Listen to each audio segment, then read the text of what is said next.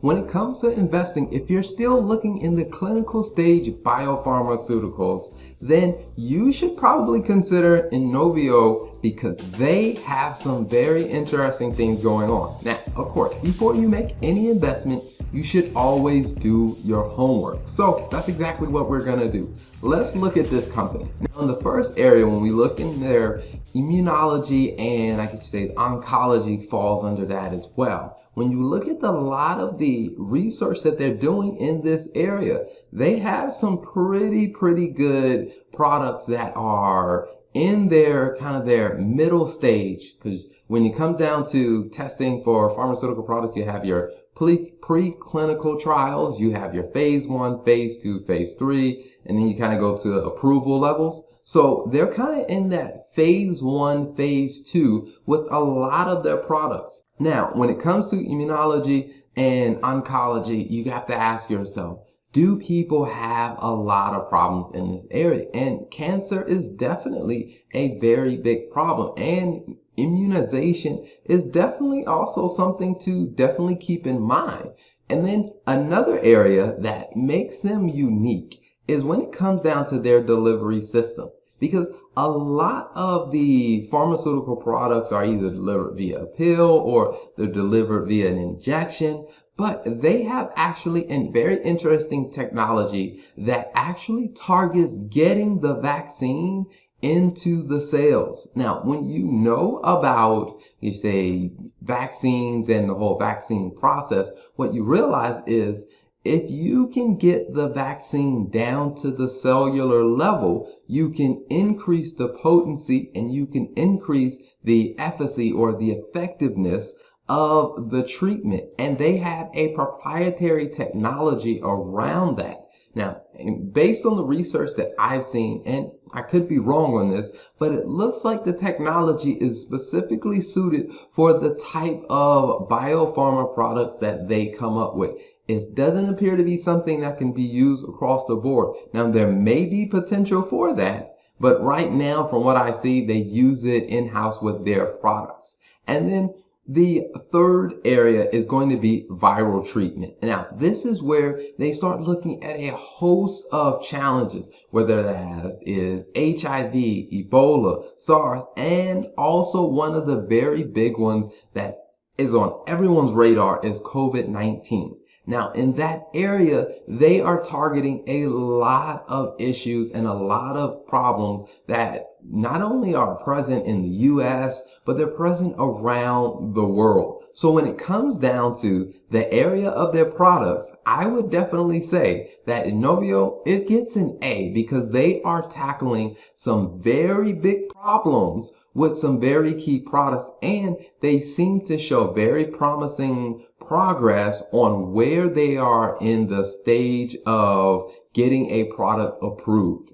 Now, the other area we want to look at are the finances. Now, when it comes to preclinical trial, or I guess say preclinical biopharma companies, you will notice that their finances tend to look very different because when they're at that stage, they haven't reached a point where they really have a approved product that they're actively selling. A lot of times what you'll see is that they're burning through a lot of cash. You'll see that, they may have very little revenue. They'll have negative profits, and they may have cash on the balance sheet if they are able to have access to cash, but you'll also see that they're burning through a lot of cash because they're doing a lot of investment and testing because they haven't reached an approved product yet. So let's take a look at their finances. Now, when you look at their finances, just as I warned you, one of the things that stands out is the revenue is very low. And a lot of times that is the case for the clinical stage biopharma companies. And then based on just the way they do their accounting, there's nothing really sitting in gross margin. But when you look at their operating profit, they're investing a ton of money into the work that they are doing. And then when you look down, I'll skip down to the operating cash flow. You can see, again, they're investing a ton of cash into what they are doing. But the thing that stands out to me in a very big way is their access to cash. If you look at the trend of where their cash balance has been going, it shows that they have access to cash, which brings me back to a point that I made earlier. When you look at their products that they are testing and the things that they are building out, some of their products or some of the testing that they are doing is funded in-house, some is funded by external sources, which means it gets them into an interesting position, which allows them to have access to more cash because they're not just using their cash.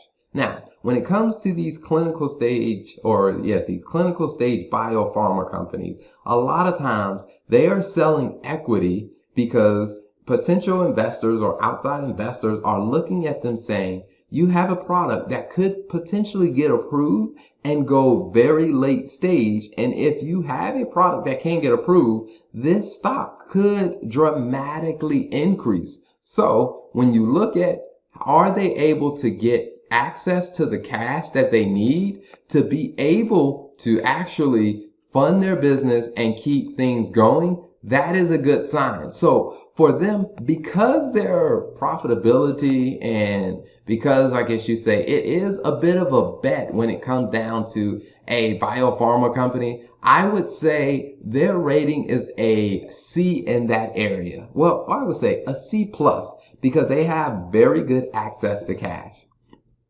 Now, when we go to another area that we look at, which is an area that is very important for you as an investor, is how do you make money? So let's look at that. At the time of filming this video, the stock price is about $16.98 a share. Now, very similar to many clinical stage biopharma companies, you'll see if you look at a 6-month trail that their stock price has been going up and down, and that's because there's been a lot of push towards getting to a COVID-19 vaccine. Now, they are also a company that is working on a COVID-19 vaccine, and the race is whatever company gets there first or whatever company can create therapeutics for COVID-19 will see a significant jump in their stock price. I would definitely say that, you know what, they have strong potential to grow. But again, because it is a bit of a gamble, or I guess a bit of a bet, will they actually get their products approved? I would say that this company, when it comes down to the stock growth, I would give them a B plus in that area. So there you have it. When we look at the product, they are working on problems that a lot of people have, and they are making pretty good progress or promising progress when it comes down to their clinical trials. So I would give them an A when it comes to products. Now on the financials don't look that great, but they do have great access to cash, which tells me they can continue to fund their operations to keep their research going. So in that area, I give them a C plus. And then when you look at their potential for stock growing, and which is where you make your profit, I would give them a B plus in that area. So, which rounds their total grade out to a B plus. Now, if you're looking for a company to invest in the clinical stage biopharma, I think Inovio is one you should consider. Again, before you make any investment, make sure you do your own research. But if you're going to approach the research, here's a helpful start that can get you down the right path as you start doing research.